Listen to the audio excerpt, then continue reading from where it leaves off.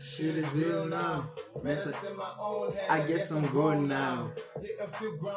So we can pace life. Yeah, nice one.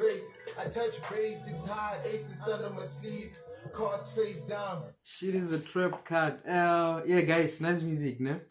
That's what I listen to. So I'm gonna post the link in the description box, and you guys can go bump it and you'll find more of this kind of songs, right? And that's what I'm gonna be doing time and time again, just talking or playing underground music that's really touching to the soul, so that we're all about soul hygiene, like conversational music that hits the soul. I'll just be sharing some of my favorite tracks, like they're just my favorite, my own personal opinions, right? But yeah, I've been thinking a lot about the state of our country, and these are just my observations, right? And yeah, let's just get into it. Human beings are rational creatures, right? Human beings are rational. They have the ability to rationalize. What does that mean? They have the ability to make sense of things, right? What does that mean? It means they have the subconscious mind and the conscious mind. So when you arrest someone and convict the person, you are saying to them that you consciously made a decision. You were aware to a certain extent of the decision that you took, and you could have taken a different route, right? So you're holding them accountable because of their conscious mind. They have the ability to be aware, fully aware of things, right? Well, not fully aware, but aware, enough awareness to make the right choice, right? But we also need to understand what influences our decisions and what our decisions mean. Like, how often maybe do we question our decision-making processes? How often do you question that? And when you make a decision, what influenced that decision, right? You have a subconscious mind which has all your data files, like it guides your actions, your dreams, your whatever. It guides you, like you express what's in your subconscious mind. So we need to in a way engage with the subconscious mind, understand it, understand what it does, how it moves, understand it literally, to be able to maximize, okay, not maximize, but be in a better position to make the right choices and live freely. Because if you do not free your mind, when the Bible says your future is shaped by your thoughts, it's talking about your subconscious mind. What you consciously or unconsciously allow in your mind, in your subconscious mind, ultimately expresses itself physically, right? So we need to understand the dealings of the subconscious mind and how you can affect it and stuff like that. And I'm going somewhere with this. This is not my main point. I'm talking about the state of our country collectively and individually. So growing up, I had this conversation with a friend of mine a few years ago, and we're like, Joe, what we used to watch on Generations and all those soaps back then is happening now. Like it feels somehow like what used to happen in those soaps is happening at this current time in South Africa, right? And you ask yourself why. Is it a coincidence? And this is not a conspiracy theory. These are fact, right? And the fact here is what you constantly watch affects your subconscious mind. It affects it, it shapes it, it influences it, your subconscious mind. Yeah, so as I was saying, so what you constantly watch directly affects your subconscious mind. Keyword constantly, because your subconscious mind, one of its languages is repetition. What you constantly feed it is going to take the shape of that thing in a way, and it's going to express that physically, right? So if you start confessing, I'm happy, In no time, you're going to be happy. But now, if I say to you, confess this every morning, a simple confession is I'm happy. Confess that every morning. A lot of us wouldn't be able to do that for 30 days, right? Even though it's the simplest thing, because it's uncomfortable now. The body registered the discomfort from the subconscious mind. So you quit halfway or quarter way there, whatever, right? So your subconscious mind, when you begin to say, I'm happy, it sends signals of change, and your body becomes uncomfortable, right?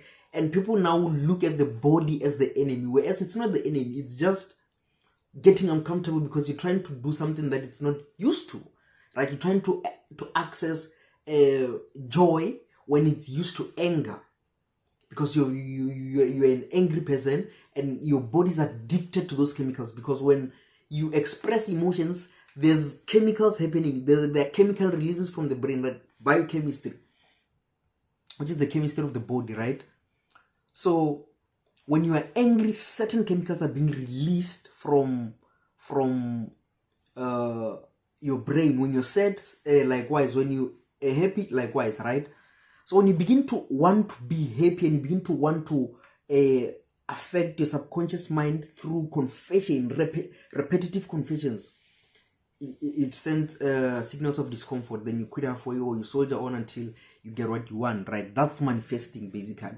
That's one of the ways. That's one of the languages of the subconscious. So we have watched things like Generations, Example, and other soapies. Like Generations is the most popular. So we watched that, and it affected, like it has influenced how we think, how those people, or the storytelling that was happening there of relationships, is how we view relationships now. Like no one has an original idea, even like an idea like marriage. Where did we're a generation that's suddenly so obsessed with love and marriage. Why?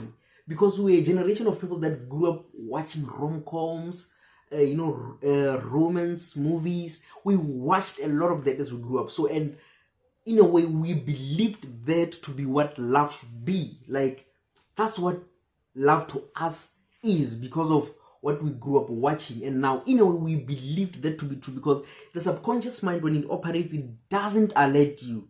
It operates. You have to be aware of it. You have to be aware of its operation. That's how you can tame it. That's how you can be in control. That's how you can see what's happening. The word in control is I'm against that word. I withdraw it, right? So you have to affect your subconscious mind, right?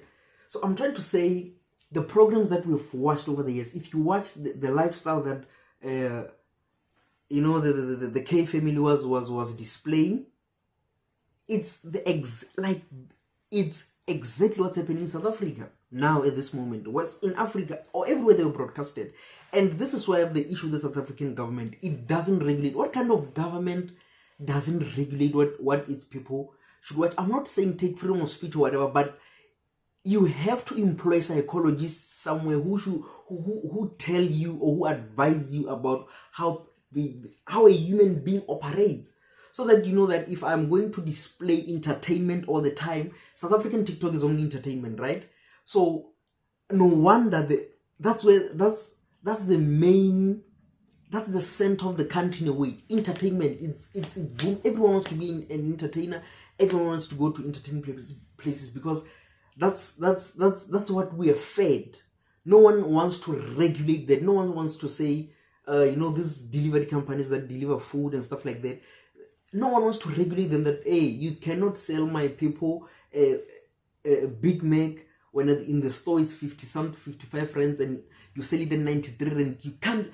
The government of South Africa doesn't protect its people at all. That's why I have the problem. In America, each and every movie that's released on or through Hollywood is approved by the White House, by Washington. That's why we look at America in such a superior way, because their story compels us to look at them that way, right?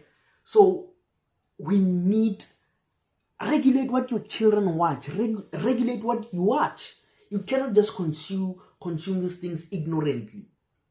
Gender-based violence now is on the rise. It's on the rise. It's sad what's happening. Like, why are men killing women like this?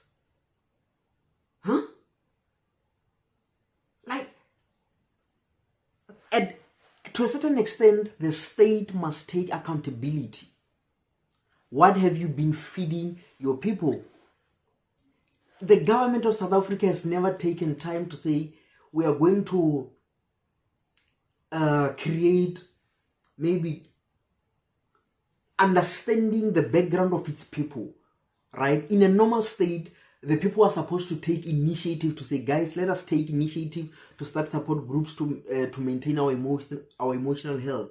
But in a country like South Africa with a very, very aggressive history, the government is supposed to establish health centers in each and every community. And when I say health centers, I'm not just talking about physical, I'm talking about mental as well, where it's enforced. The community must somehow come together, discuss their issues, their psychological issues, so that we heal together as a community.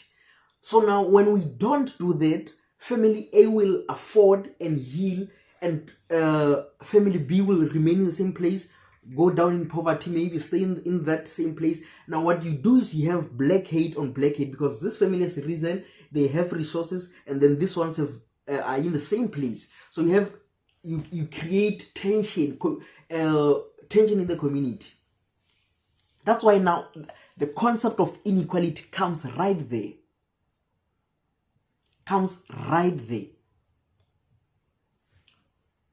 I think I do not have much time, so I'll end here.